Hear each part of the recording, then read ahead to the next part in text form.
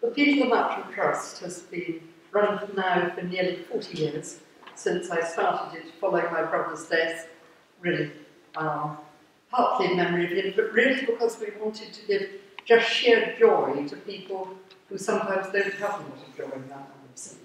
And in view of the fact that we've been talking about young people, I would love to give you just one example. Having said which, we take about 4,000 people a year on our specially designed canal boats. They're equipped with heating and hydraulic lifts and everything that's possibly needed. And it's an enormous joy to us and to our 60 or so volunteers. But I'll pick out just one example. Many years ago, I was contacted by a boy's parents. They were quite desperate. They lived right out in the sticks. And their son had had an accident, which meant he'd lost his eyesight. He was about 19 years old, and he refused to go out of the house. All his friends were rugby players. They gave up coming to see him. They no longer had girlfriends in common, or rugby in common, or anything that brought them together. So one day, totally unannounced, I turned up at their house and persuaded this young man to come in my car to come on one of the boats.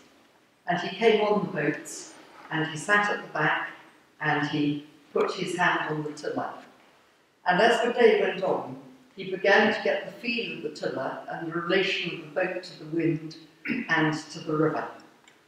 By the end of the day, he was taking 60-foot of boat into locks and was able to know exactly when to throttle back in order to, so to speak, put on the brakes. His smile got larger and larger. We returned home, and his parents, of course, were thrilled.